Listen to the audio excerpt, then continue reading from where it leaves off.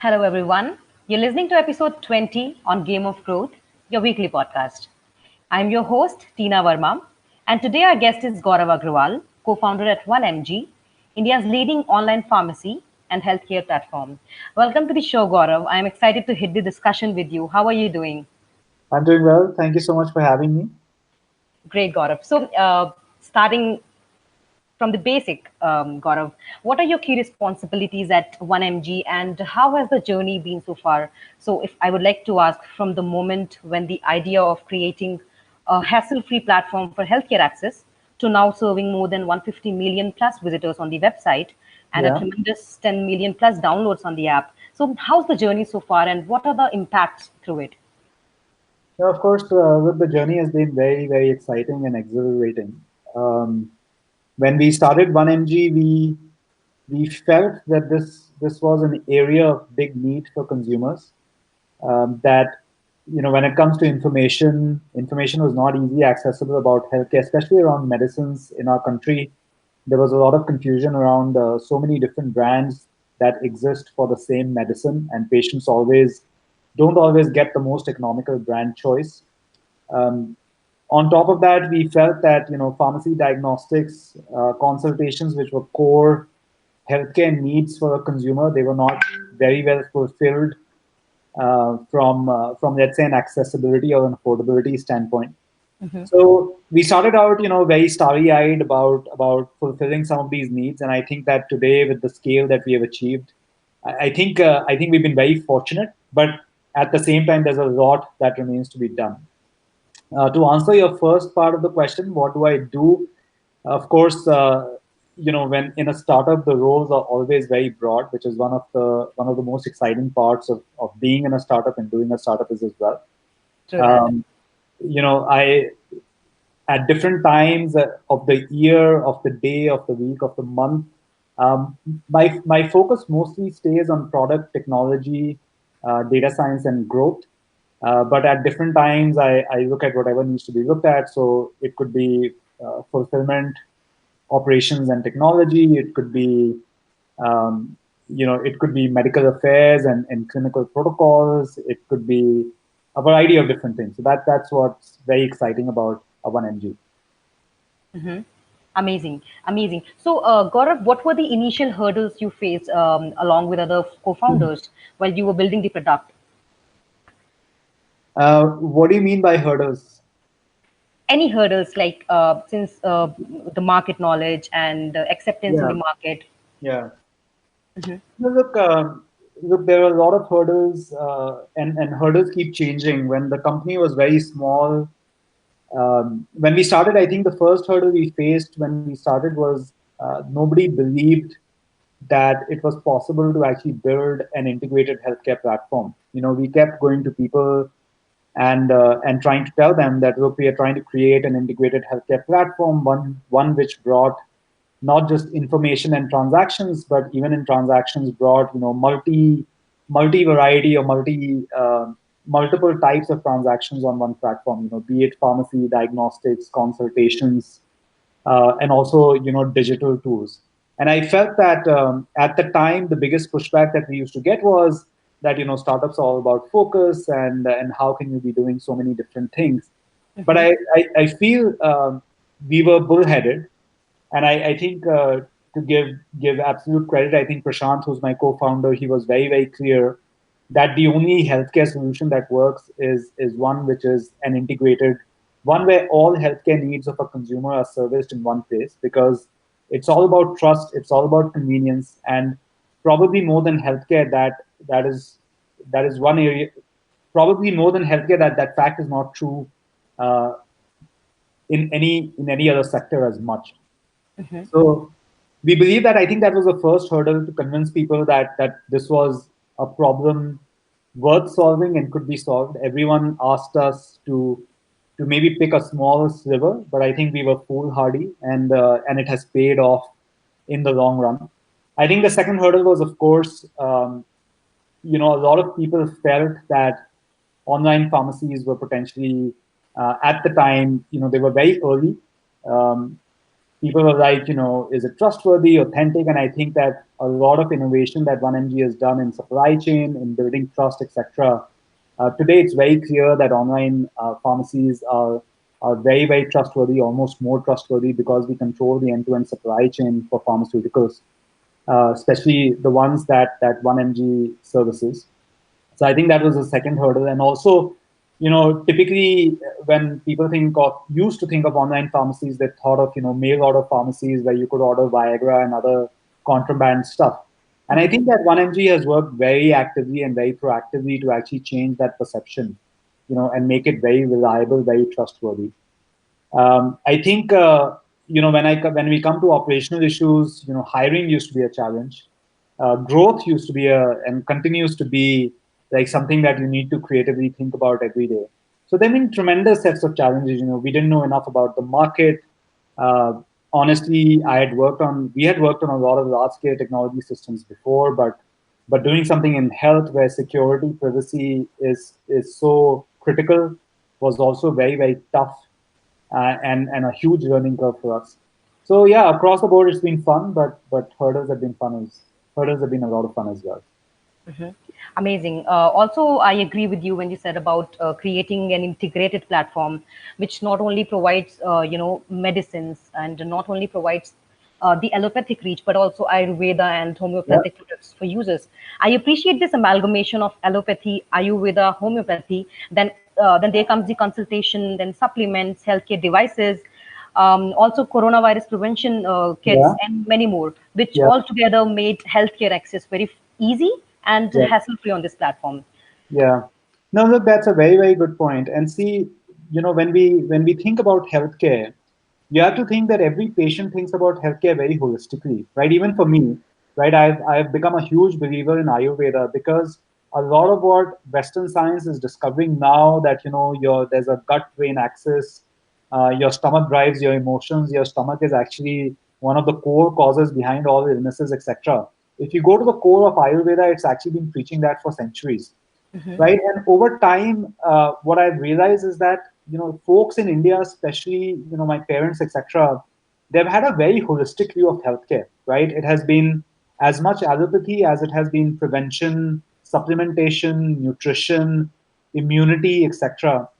And I feel that the core vision of 1mg has been that how do we actually bring this holistic view of healthcare to a consumer and mirror how he actually accesses healthcare in the real world, which is through information, experimentation, um, and actually solutioning, right? So that's been the focus for us, and we do a lot of work in traditional therapy also, like Ayurveda, Unani, Siddha, etc. And we are very, very proud of the work we do to actually further our at least healthcare heritage. Amazing. So, Gaurav, how has the customer behavior changed from the past decade, if I would ask you, towards buying medicine online and getting consulted as well? I remember when I was a kid, we used to travel and find suitable doctors, and then after that, we used to search for medicines in different pharmacies, as some might have one medicine, some might have two, which were really a pain in the ass. I would say that. So, how the customer behavior has changed from the past decade? Yeah, look, decadal shifts are very hard, but see, you're absolutely right. I think one of the big problems. So 1mg as a platform is focused more on chronic patients, right? Patients who have, let's say, repeated and regular needs of medicines. These are diabetes patients, cardiovascular patients, etc. And one of the biggest problems, as you mentioned correctly, that they face is that most of the Indian the retail pharma ecosystem is very, very fragmented, in the sense that the medicine shops are typically small. The number of brands is actually very, very high, which is why when you go to a pharmacy shop, you may get one or two brands. You may not get the third and the fourth one. You go to another one, you may get the third one.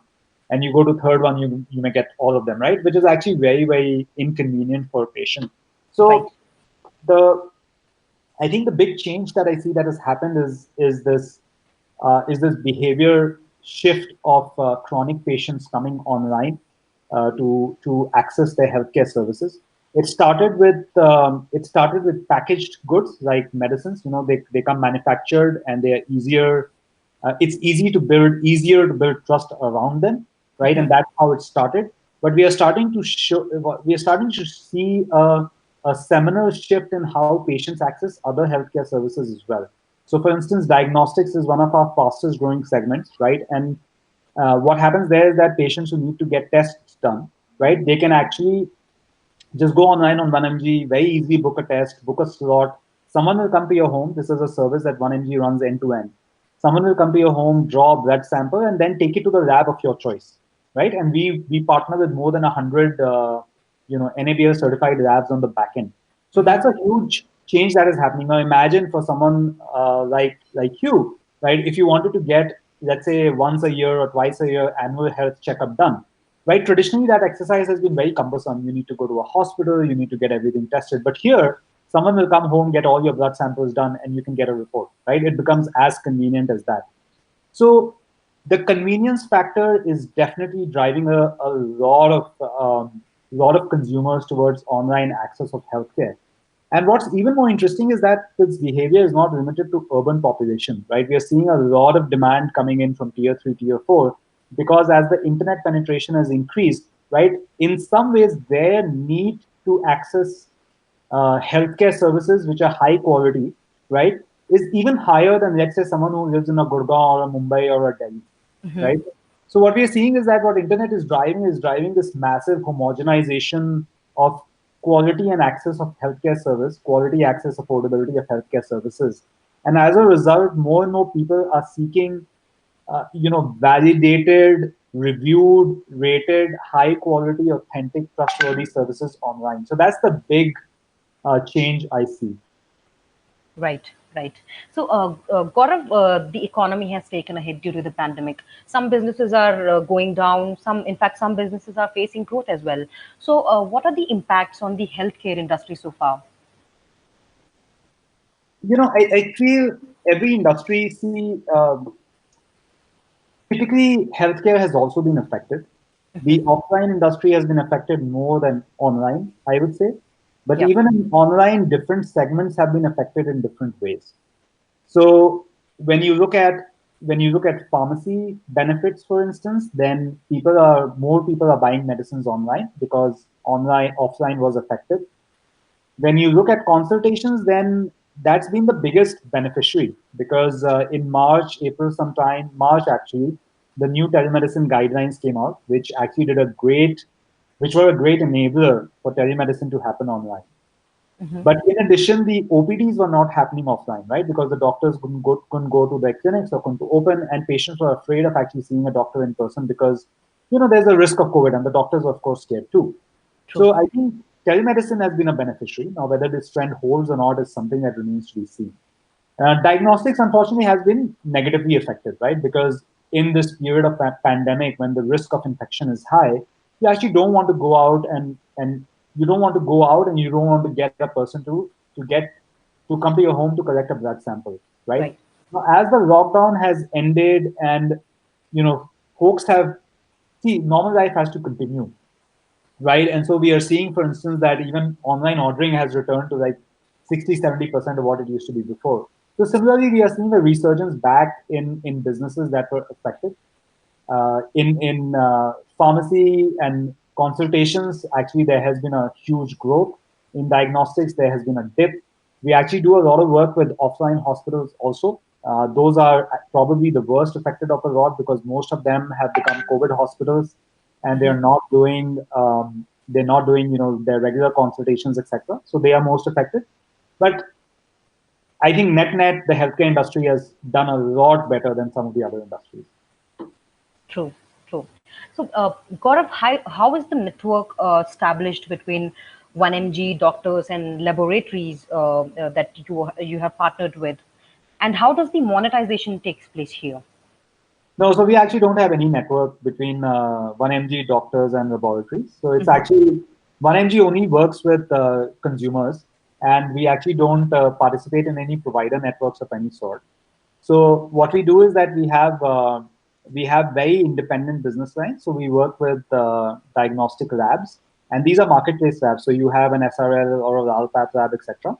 Patients typically get prescriptions written by their doctors offline. Most of them, 99% of them, get their prescriptions written offline with their regular family doctors, etc. They take a picture and they book a test or they book medicines. In some cases, some number of them come and do consultations online. But for the overall size of the business, meaning online consultation is still a very, very small component. Okay. So yeah, the network is created very independently, and we actually don't do between doctor, 1MG, and labs. There is no network at all, and intentionally so, because we want to make sure that the patient always has the best choice of laboratory based on their preference. Right. Any specific story you would like to share where you felt, yes, my product has made a difference in people's life? Yeah, oh, yeah. Lots of them actually, but there's a couple that come to mind. So there was a while back there was this Quora thread that we found out through some friends, and so the Quora question was that is there an application that has changed your life? And there was this person from a village in Karnataka, if I remember correctly. So this person had shared how he was from a very poor background, and his family had a monthly 5,000 rupee medicine bill. And because he was internet savvy, he had basically gone to 1MG and he had figured out how to actually find substitutes for the medicines that his dad and mom were on. And he was able to go back to the doctor, get them new prescriptions, and actually switch them to substitute medication that was cheaper but equally effective. And he was saying that from being close to poverty line, he was actually now saving 2 to 3,000 rupees a month, which was actually a huge change for his parents. And he felt that 1MG app had actually, fundamentally altered the finances for his parents. I felt that this was like a few years back, and I felt that that was a massive validation for the kind of work, the kind of transparency that we were trying to build, trying to bring to the ecosystem, healthcare ecosystem in the country. The other Wonderful. story was, we were having a regular board meeting, and one of our board members asked, actually, I don't remember if it was board member or just someone on who was in the meeting, who asked that 1MG by far is the Wikipedia for medicine information in the country. And someone asked him, how do you write, where do you get this content from? And we got into all this details of how do we source the content and how do we vet it. And there's a clinical process and there's a review process. And we have these people who are these experts in pharmacology and the structure that we do in technology. And then we asked him, okay, why do you ask? So he shared this very interesting story that his dad was hospitalized and he was in the ICU for some time.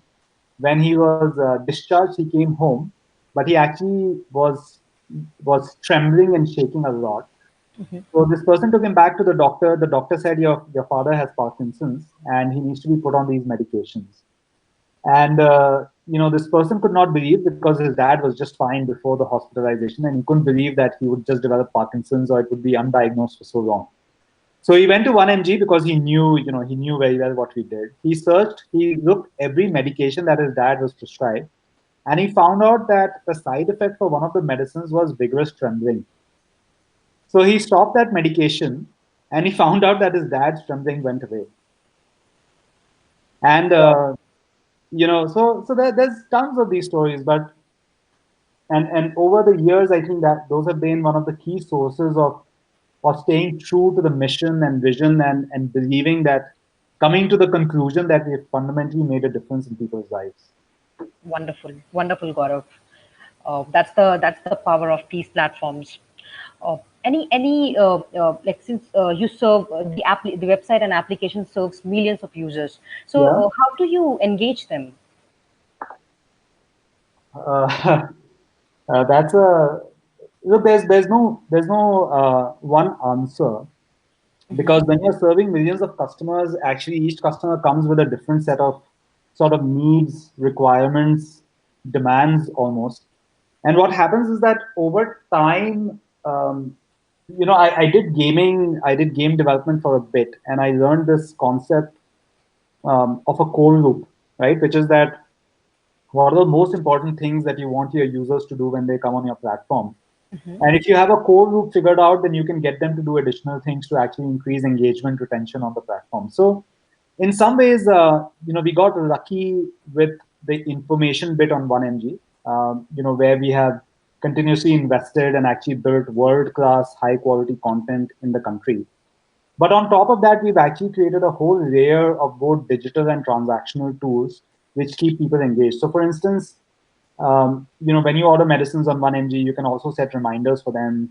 Your reports are available online. You can consult with a doctor. You can see your healthcare records on the platform. You can see You can set up emergency profiles. Um, and there's a ton of innovations in the product where we look at we slice and dice our users based on the target segments they fall in. We figure out what their needs are. We have subscription. We have a subscription product, right, which has actually improved our product engagement by almost 100%. And so there's again no easy answer. You have to slice and dice your consumers, hypothesize on what could be an unmet need, do experimentation in that area that, hey, I think this is an unmet need. The patient may be looking to get educated, maybe looking for information. So how do I fulfill that need? You test whether that hypothesis is true or not. If it is true, you see good results, you double down, you improve it. If you don't see results, then you have to make one of two decisions: whether the hypothesis is false, which is that it is not a need, or you failed to build a product that met that hypothesis, right? That would prove or disprove that hypothesis. And I think that's a really important thing to do. Is that oftentimes when things don't work, people feel that the hypothesis is not true, but actually it's equally, if not more likely, that the way you approach the problem, the solution was not correct. So, we believe in that. We believe in not giving up on hypothesis. We've actually uh, built, rebuilt, and doubly and triply rebuilt a lot of the products that we have faith in. And some of them have worked beautifully. Some of them are still failures. So that's at a high level how we do it. Absolutely. Also, I'm sure that content has played a very important role here. The kind of information that you have provided in the platform from A to Z, all the medicines, all the Yeah. products, and accurate information is provided. So that also plays a very crucial role in engaging your customers. Yep. So, moving ahead, any specific marketing campaign you have in your mind, that have earned a lot of users' trust to use online healthcare services and created awareness? Yeah. Look, a couple of years back. So look, marketing is a constant exploratory journey, right? And Correct. especially when you work in healthcare, you always struggle with what is the approach to marketing, right? And there are two separate approaches you can take. One approach is that, hey, buy more stuff at discount. The second is to try and build a core currency around trust, right? And it's in the last few years that we have honed this messaging around trust. And but if I was to talk about a specific campaign, then I would like to talk about, when COVID started, um, we were of course very interested and very concerned as to how do we get accurate information to our users, right? Because there was a lot of misinformation, a lot of panic. And so our team, our medical affairs team, and we have a very large medical contingent at 1mg. Our team on medical affairs, our marketing team, they all work together, and they decided that what they are going to do is, instead of doing transactional content, right? That buy a mask and buy this. We did that also, but instead of that, we will focus our energy and effort on these booklets, right? These booklets that would prepare you on information on how to deal with the COVID crisis, what to do if it happened to you or your loved one, what is happening in terms of research. So we started to, contrary to the typical wisdom, we actually launched these, 8 and 10 pager booklets, which were very, very comprehensive, and they dealt with everything from facts around COVID to how to make your own masks at home, to how to sanitize your surroundings, to how to, let's say, accept delivery packets in a safe fashion. And this content was received amazingly well, to the extent where, we found that because we use a very distinctive brand language. We found that our content was used in state governments outreach program for its citizens. We got a lot of requests from trade industry bodies and even government departments to actually use this to proliferate to their users. We got some congratulatory messages from large companies board that they actually saw this content and people felt it was very well done. We got messages from actually US companies where these booklets were discussed as outstanding uh, material, which was marketing but not actually marketing. So I'm very proud of the work that it did, and that's the core competency around 1mg is that we approach everything from a patient first, consumer first standpoint, and then our teams, our product marketing, medical affairs teams, all work together. Clinical teams all work together in coming up what is the right solution. Wonderful. Gaurav, access to healthcare is, I would say, asymmetric between rural and urban India.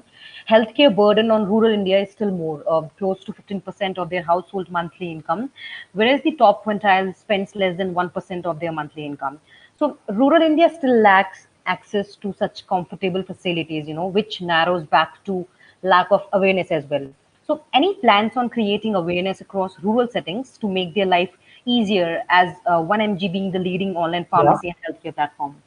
No, absolutely, absolutely. I think that's a great question, and I, one of our investors, one of the participants actually in 1mg, an investor is also the Bill and Melinda Gates Foundation, which is Mr. Bill Gates's philanthropic organization that he leads. And the core reason why they were interested in backing 1mg was the fact that the impact that 1mg was creating was very visible even in the rural segments.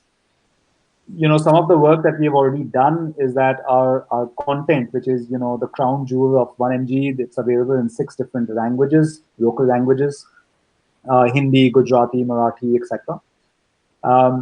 We also partner very extensively with the Common Services Center. So these are 3.5 lakh centers in villages and remote areas of the country where the government has set up broadband internet connection. And the idea is to have a local level entrepreneur who provides digital, like government and non-government services to the local villages. So 1mg provides healthcare services to the villagers in these areas through these 3.5 lakh odd centers. Now, but in addition to this, there's a lot that still can be done. So we are constantly focusing on how do we improve, let's say, how do we improve the service experience today. For a lot of these areas, it takes a while to actually get medicines delivered. So we're working on improving that access and that supply chain. We are working on making sure that they can consult doctors in their local languages, right? Which is actually a huge problem as well. So working on that supply chain. So there's a ton of areas that we are working on continuously improving this, but that's a core part of what we do at 1mg and what our vision is. Wonderful. So, Gaurav, any parting thoughts you would like to give to our audience or future entrepreneurs of India relating to the opportunities in the healthcare sector? No, I think look, I think healthcare is a great, very impactful area. If you can do anything, regardless of whether you're successful or not, I think you will touch a lot of lives extremely positively. Companies like 1mg having been sort of the early entrants in this area, and those before us, in some ways they have helped set up a lot of the infrastructure. So, I would encourage everyone to think of new healthcare problems to solve. How can we make India healthier? Um, and, we are happy to help out in whichever way we can. So look forward to ideas that come out of the community, and then we will play our part in enabling them as always. All right. Thanks for this amazing discussion, sharing useful information with the audience. Ladies and gentlemen, you're listening to episode 20 with Gaurav Agarwal, co founder at MG. Thank you so much, Gaurav. Thank you so much.